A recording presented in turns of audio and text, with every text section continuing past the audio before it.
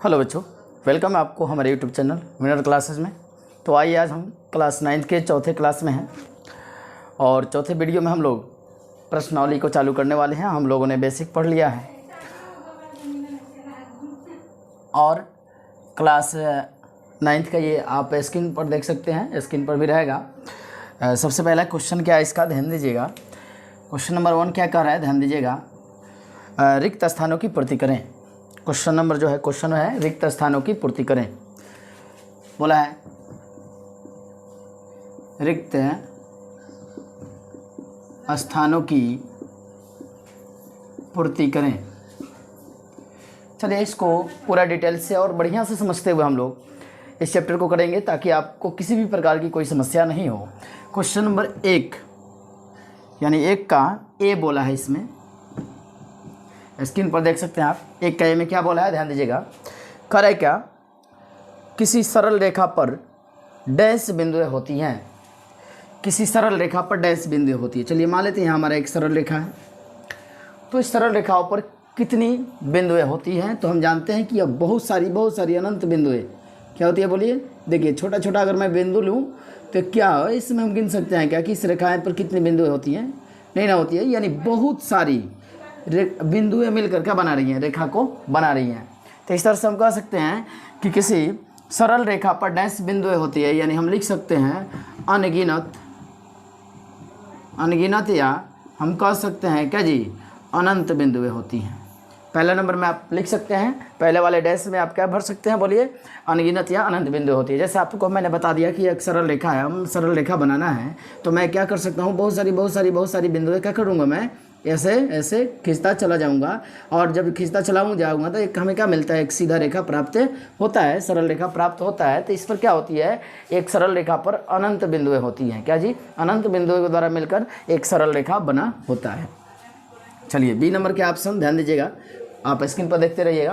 Question क्या है, करे कि किसी बिंदु से डैश सरल रेखाएं खींची जा सकती है। मान लेते हैं एक बिंदु है हमारा, एक बिंदु क्या है, यह बिंदु है, इससे कितनी सरल रेखाएं खींची जा सकती है। लीजिए मैंने 1 खींचा, 2 खींचा, 3 खींचा, 4 5 6 7 8 9 10 11 12 13 14 15 16 17 18 19 20, कितना मैं खींच सकता हूँ, बोलिए। कोई इसका काउंटिंग है जी। बहुत सारी बिंदुएं खींची जा सकती है, यानी अनंत या अनगिनत या क्या जी, बोलिए, अनंत हम खींच सकते हैं। कितनी रेखाएं खींच सकते हैं, बोलिए, अनंत। एक बिंदु से अनंत रेखाएं खींची जा सकती है, जैसा कि आपने देख लिया है ना। चलिए सी नंबर देखते हैं।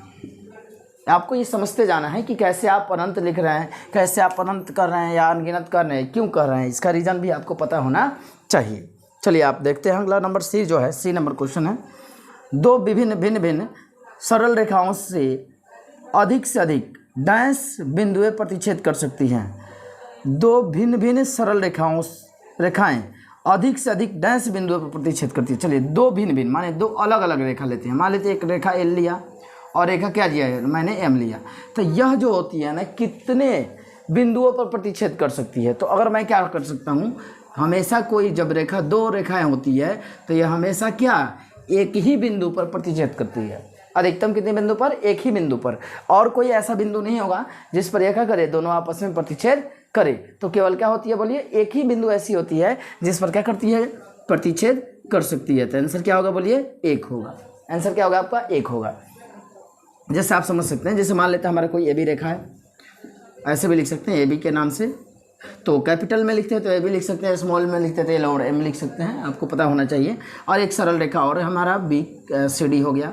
तो यह कितने बिंदु पर प्रतिच्छेद करी, केवल एक बिंदु पर प्रतिच्छेद की।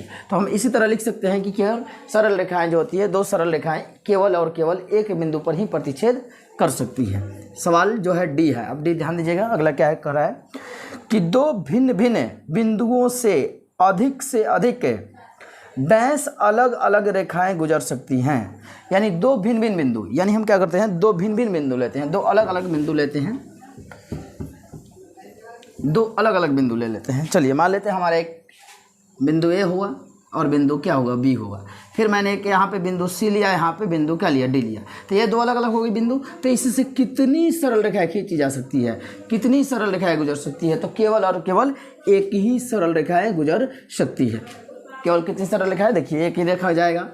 इन दोनों बिंदु को अगर मान लेते हैं पी और क्या मानेंगे, क्यू मानेंगे, तो इससे केवल कितना रेखा जाएगा, केवल एक ही सरल रेखा जा सकता है। तो आंसर में क्या होगा इसका, केवल एक सरल रेखा, दो भिन्न भिन्न बिंदुओं से केवल एक ही सरल रेखा गुजर सकती है। तो चलिए ये आपका एक का जो है ए बी और सी और डी कंप्लीट हुआ, एक का एक बी ए बी सी और डी कंप्लीट हुआ, समझते हुए कंप्लीट हुआ। उम्मीद है आपको पसंद आ रहा होगा। एक रिक्वेस्ट है आपसे कि आप लोग तो वीडियो देखते हैं लेकिन लाइक नहीं करते हैं, तो प्लीज़ लाइक कर दे ज़रूर। और साथ ही साथ अगर आपने सब्सक्राइब नहीं किया है तो चैनल को सब्सक्राइब कर दे पहले, और साथ ही साथ अपने दोस्तों को भी शेयर कर दें ताकि वह भी नॉलेज ले सकें। ओके, ठीक है, आगे बढ़ते हैं।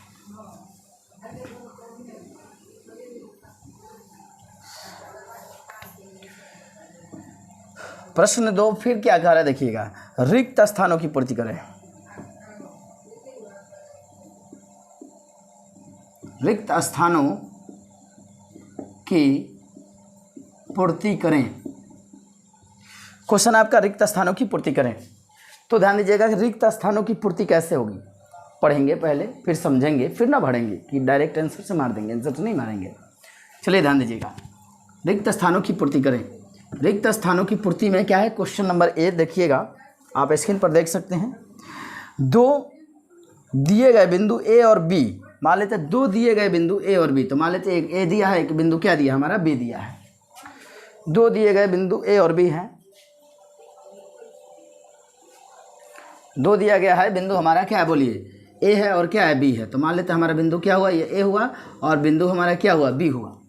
और क्या कर रहा है, इससे डैश रेखाखंड निर्धारित होती है। तो इससे कितना रेखाखंड निर्धारित होती है, तो केवल एक रेखाखंड निर्धारित होती है। केवल इससे कितनी रेखाएं जा सकती है, एक ही रेखा जा सकती है। जैसे मान लेते हैं यहाँ ए हो गया, यहाँ बी हो गया, ऐसे भी ले सकते हैं, जोड़ नहीं है। तो इससे कितनी रेखाएं जा सकती है, केवल एक ही रेखाखंड निर्धारित हो सकती है।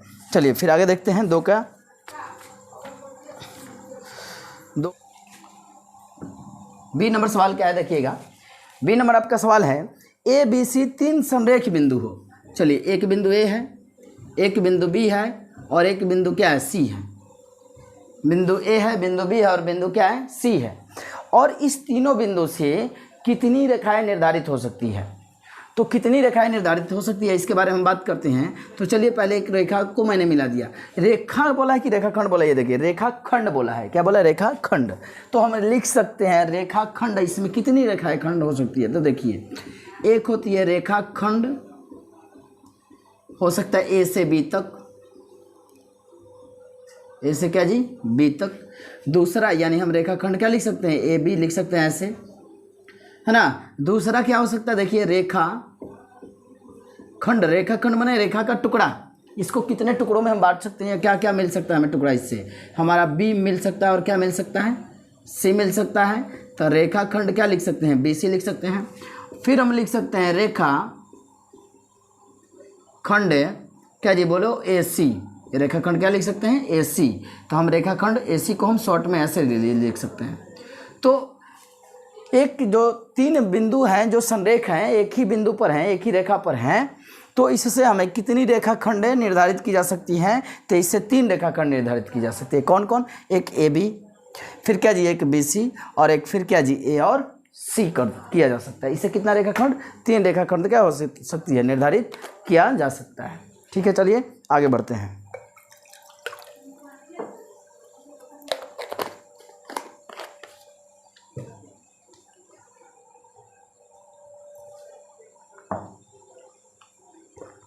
अगला क्वेश्चन क्या है, तो यहाँ पे हम क्या लिख सकते हैं, बोलिए, तीन लिख सकते हैं।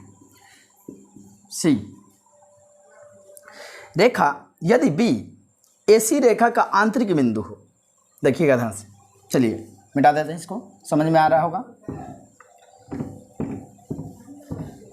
क्वेश्चन है, रेखा बिंदु बी रेखा एसी का आंतरिक बिंदु है। तो पहले रेखा की बात ही है, तो रेखा क्या है, बिंदु है या बी, और रेखा एसी बोला है, क्या बोला है, रेखा एसी, रेखा क्या बोला है, एसी।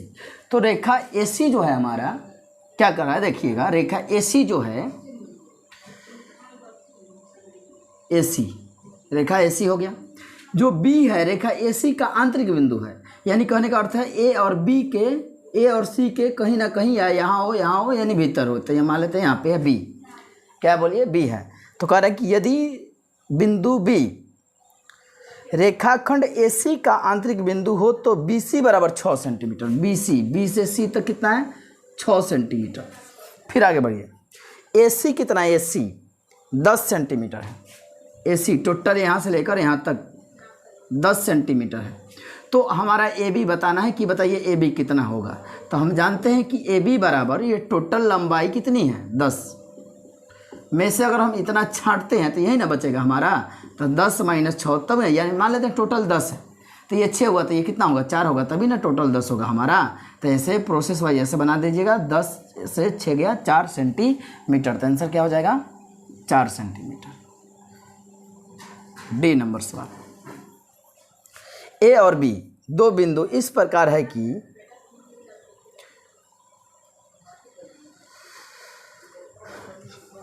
A और B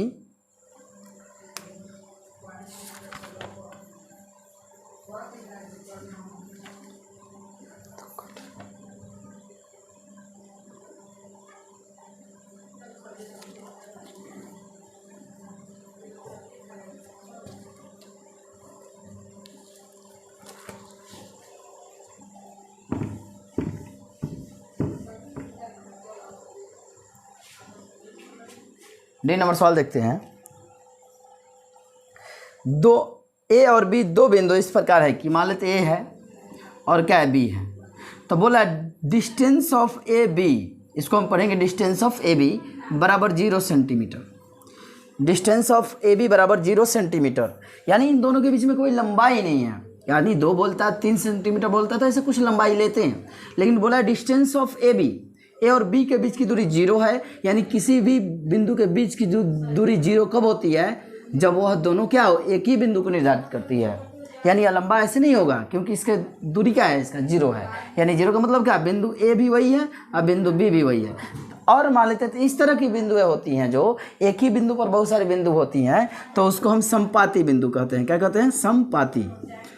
तो आंसर क्या होगा बोलिए, समपाती होगा। समझकर बनाना है, हमें आंसर नहीं लेना है। तो यहाँ पे मान लेते हैं डिस्टेंस ऑफ, इसको पढ़ते हैं डी से माने डिस्टेंस ऑफ A और B, यानी A और B के बीच की दूरी कितनी है, 0 है। जब A और B के बीच की दूरी 0 है तो हमारा A और B बिंदु क्या कहलाएगी, तब बिंदु A और B हमारा समपाती कहलाती है जब वह एक ही पर होगी तब, क्योंकि दूरी क्या है, 0 है। जैसे मान लेते हैं 5 सेंटीमीटर है तो A और B देकर हम यहाँ 5 सेंटीमीटर लिखते हैं, क्या लिखते हैं, यही ना लिखते हैं। C और D लिखकर क्या लिखते हैं, 6 सेंटीमीटर लिखते हैं। ऐसे कुछ दूरी होती है, लेकिन यहाँ पर खुद 0, तो ये भी वही है और B भी वही है। तो इसके बीच का दूरी क्या होगा, 0 होगा। जब दो बिंदु एक ही बिंदु पर हो, जब दो बिंदु एक ही बिंदु पर हो तो उस बिंदुओं को हम समपाती कहते हैं। चलिए डी के बाद क्या है हमारा, ई है। ई क्या करे देखिए, सरल रेखा LM समानांतर होंगी यदि दोनों में उभयनिष्ठ बिंदुओं की संख्या डैश है। तो देखिए समानांतर रेखा किसे कहते हैं, पहला बात, और उभयनिष्ठ बिंदु किसे कहते हैं।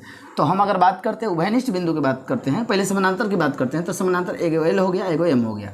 तो ये हो गया समानांतर। क्या हो गया ना, इसको कितनहू आगे बढ़ाएंगे या कितनहू पीछे बढ़ाएंगे तो ये हमेशा और हमेशा क्या होंगी, बराबर दूरी पर होंगी, इसलिए समानांतर कही जाएंगी।